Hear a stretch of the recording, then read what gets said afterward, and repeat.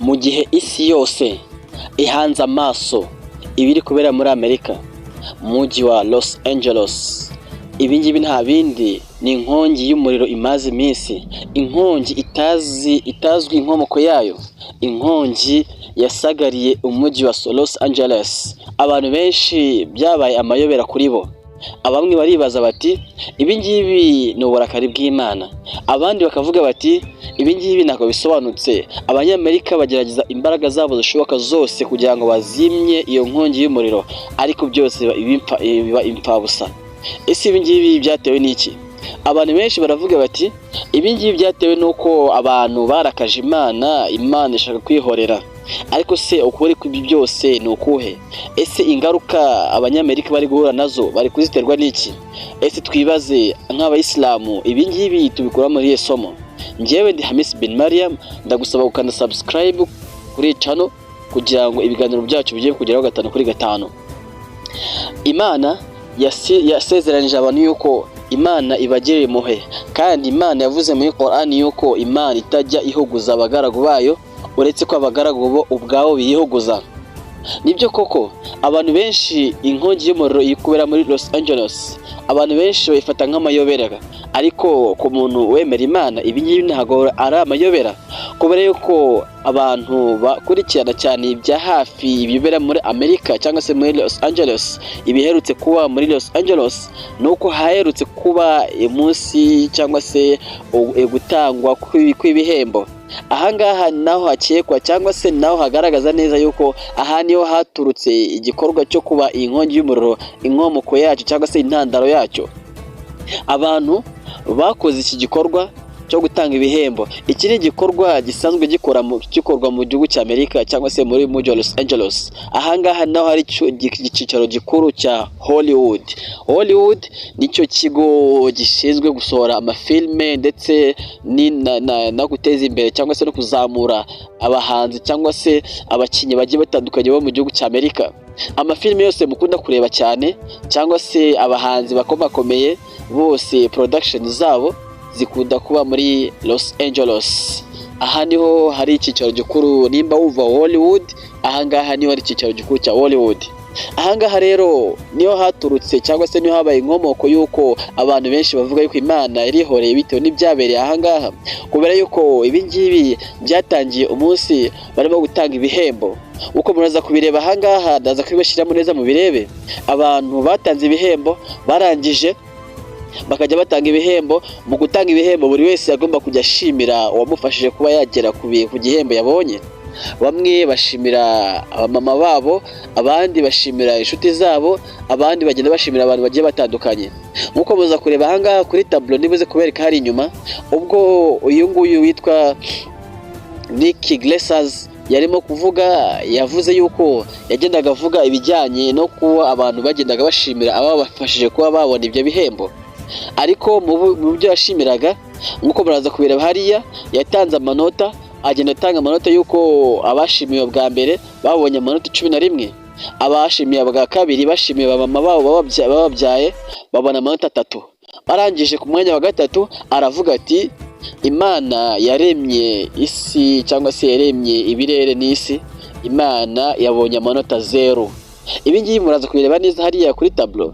Nyuma yaho aza gutanga umwanya w'undi muntu wabonye ibinota 1. Ibi ngibi bavandimwe byafashwe nk'aho Imana basa nk'aho bashaka kuyisebya, ndetse anongeraho andi magambo mabi. Aravuga ati ibyo ngibyo nta gitangaje kirimo, kuko nta gitangaje cyangwa se nta gitangaje cyangwa se nta gitunguranye muri uyu mujyi wacu utemera Imana. Ibi ngibi bivuze mu Cyongereza ariko muranze mubyumve. Bityo bavandimwe ibi ngibi byagaragaje yuko aba bantu n'ubundi ku mugaragaro babigaragaje ku mugaragaro yuko umujyi wabo wa Los Angeles ni umujyi utemera Imana. Niyo mpamvu bakoramo ibikorwa bigiye bitandukanye byo kubangamira Imana. Imana ntabwo irimbura abantu ako kanya, ahubwo Imana ibaha igihe, kugeza igihe runaka Imana izafatira umwanzuro. Ntabwo ibahana ahubwo irabasogongeza, kuko ibihano bikomeye cyane bizaba ku munsi w'imperuka. Abanyamerika uyu munsi bari kurwana no kurokora cyangwa se no kureba uburyo batabara abaturage babo, ariko ibyangizwe byo ni byinshi cyane kuko amamiliyari y'amadolari yahatakariye bitewe n'inkongi y'umuriro itabashijwe kuzimwa n'uwo ari we wese. Impamvu itabashwa kuzimwa n'uwo ari we wese kuko ni umuriro Imana ubwayo yateje, kandi Imana yavuze muri Korani yuko ese ninde warokora abantu mu gihe Imana yabateje icyorezo cyangwa se ikigeragezo icyo ari cyo cyose usibye Imana ubwayo. Abantu bagereza kuzimya n'akajugujugu zigiye zitandukanye, imodoka zigiye zitandukanye, ariko byose bipfa busa kubera yuko umuriro ni ikiremwa cy'Imana. Iyo Imana itanze itegeko ku kiremwa cyayo kigomba kumvira Imana icyo yagitegetse. Ariko se abavandimwe, ibi ngibi tubikuramo haye masomo. Abantu bakomeza kwishongora ku Mana, ariko Imana irabareba ikabareka. Imana muri Korani yavuze yuko iyi Imana iza guhanira abantu ibyaha bakora kuri iyi si, nta kiremwa na kimwe cyari gusigara muri iyi si. Ibi ngibi nibyo koko bavandimwe, abantu dukora ibyaha ijoro n'amanywa, Imana ntabwo iduhana, ariko uko wakora ibyaha byose uramenye ntuzishongore ku Mana. Abangaba iyo baza gukora ibyo bakora n'ubundi basanzwe babikora, ariko noneho kugeraho ugatangira gushangaho Imana uyishyira mu bikorwa byawo unagaragaza uburyo ushaka kuyisebya, ibi ngibi ni ikibazo gikomeye cyane. Ni ukora icyaha ariko uzajya umenya imipaka yawe. Imana ikunda umuntu uzi imbago ze ntazirengeho. Aba bantu rero bagezeho barenga imbago zabo, ariko Imana ntabwo byayishimishije. Imana yahise igaragaza uburakari bwayo, ndetse ibihano bikakaye ndetse n'ibihano bikomeye birabategereje ku munsi w'imperuka. Ariko ngiye nkaba mfite ikibazo kimwe.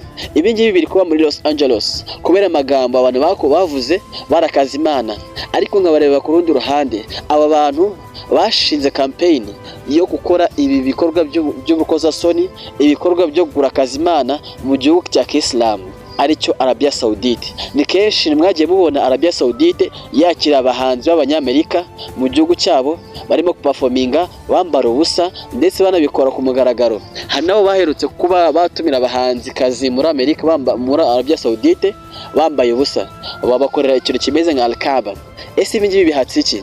Ese twe turi kureba cyane muri Los Angeles? Ibi ngibi byakozwe ntabwo ari ubwa mbere byari bibaye muri Amerika.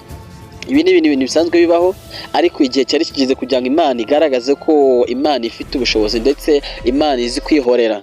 Ibi ngibi birateza impungenge ikomeye cyane ku gihugu cya Arabia Saudite, mu gihe Arabia Saudite itazisubiraho ngo irekeye ibikorwa nk'ibi ngibi biri guturuka muri Amerika byo kuba bakohereza abahanzi bagiye batandukanye mu gihugu cyabo bakaza kuririmba bambaye ubusa, ndetse banabangamira amategeko y'Imana no kubangamira ubutaka butagatifu Imana yashizeho.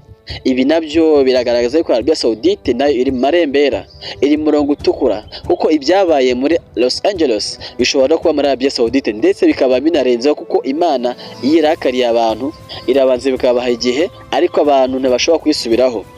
Mu by'ukuri Imana ntago ihuguza abantu, ahubwo Imana yavuze yuko abantu ubwabo nibo bihuguza. Aba bantu ibikorwa byabo si ubwa mbere bari babikoze byo gutanga ibihembo, yewe si n'ubwa mbere abantu bakora ibikorwa bisanga bidashimisha Imana, kuko twese turabizi ko Freemason ni ikigo cyashyiriweho kubangamira amategeko y'Imana, ndetse bakavuga yuko Imana idahari, bakavuga yuko Imana ari umwanzi wabo kuko ari abantu bakora shitani. Ariko Imana ntago byayibujije kuba, ntago Imana yananiwe kuba yabahana kuvana mbere, ariko uko abantu bakomeza kubangamira Imana igerageza kuba yabereka yuko Imana ihari, kandi Imana ifite ubushobozi ndetse n'imbaraga. Ingabo z'Imana ni nyinshi cyane ku buryo utabasha kuzinesha. Ibi ngibi biri kuba muri Amerika cyangwa se mu gihugu cya Los Angeles, ibi ngibi ni byakozwe n'amaboko yabo, kandi Imana muri Korani yavuze yuko abantu iyo bahuye n'ibihano Allah arababwira yuko ibyo nibiba byarakozwe n'amaboko yabo. Izo ni ingaruka ziba zarakozwe n'amaboko yabo. Bityo rero ntabwo twavuga byinshi kuko ibi ngibi rwose ni umusaruro waturutse mu byo abantu babibye ubwabo. Bityo abavandimwe, isomo twakura ahangaha ni uko Imana ishobora guhana umuntu uwo ari we wese mu gihe ayibangamiye. Imana ubwayo izi neza ko abantu turi abanyabyaha. Icyo twifuzaho ni uko twayicuzaho ibyaha byacu. Iyi nkongi y'umuriro mu gihe gikomeje kuba mu gihugu cya cy'Amerika cyangwa se muri Los Angeles. Ahangaha ubutabazi nta bundi hantu buzaturuka usibye ku Mana ubwayo gusa. Mu gihe abantu babangamira Imana, bamenye yuko Imana byanze bikunze Imana izabihoreraho. Ni kenshi n'abantu benshi bagiye bagaragaza ubwishongore ku Mana, abantu batubanjirije Imana yatubwiye amateka yabo, ariko bose iherezo ryabo ndetse no kurangira kwabo kwabaye kubi. Abantu bose bikujije ku Mana, bashaka kugaragaza Imana ko nta kimaze nta kiri cyo, Imana ibereka yuko Imana ihambaye kandi Imana ibashoboye.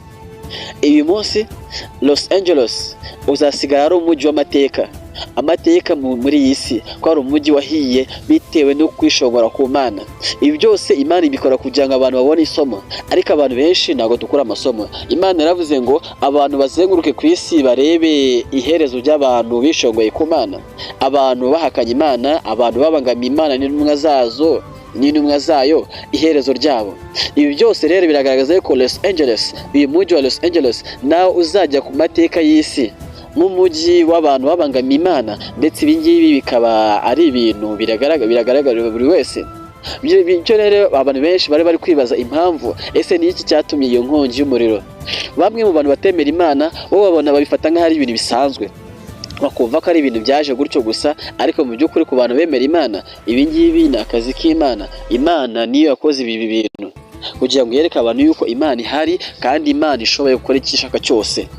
Mu gihe cyose abantu batazajya bubaha Imana, Imana izajya ibakorera ikintu kugira ngo babone ko Imana ihari. Amahirwe dufite nuko abantu twebwe abantu intumwa y'Imana yasize idusabiye dua. Mu gihe abantu bo hambere mbere yacu iyo bakoraga ibyaha bakabangamira Imana, intumwa z'Imana zahitaga zibasabira ibihano, Imana ikabarimbura.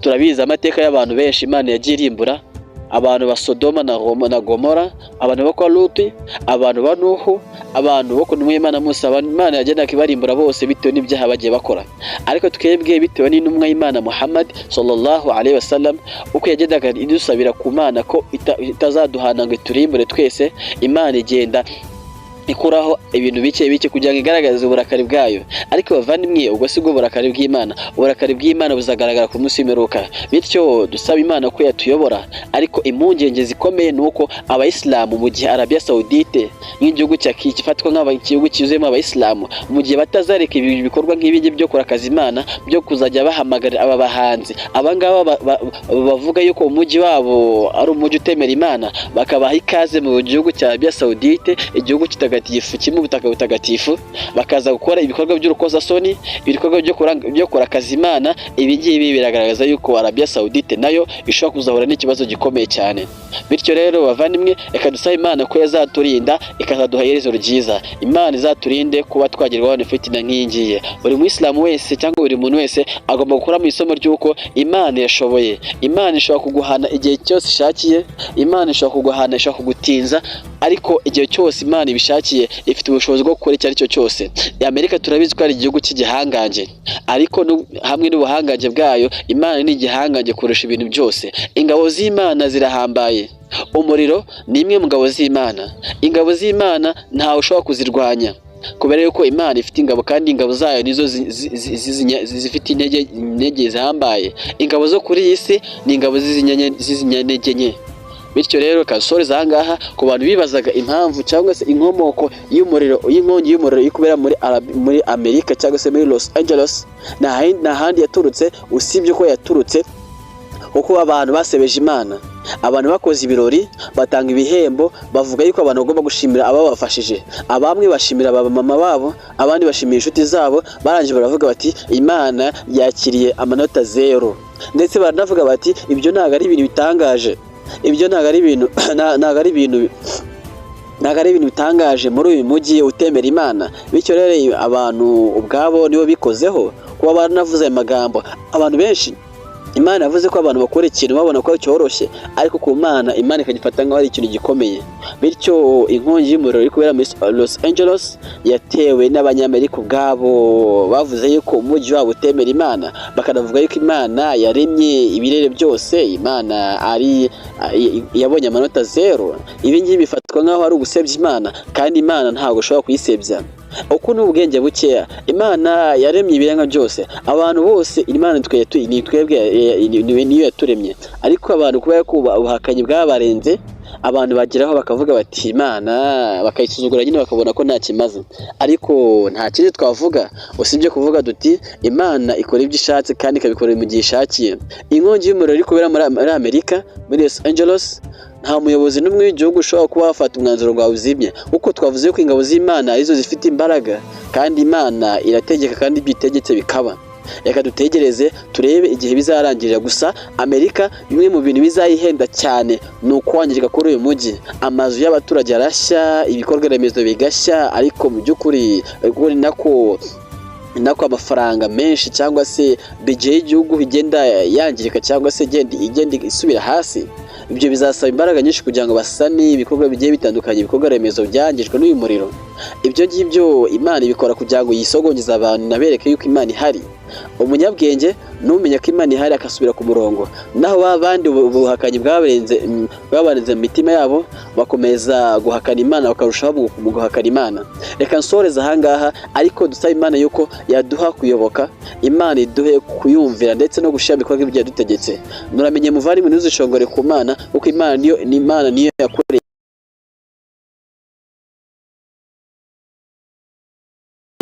kandi Imana ifite ubushobozi ku buzima bwawe igihe cyose ibishakiye,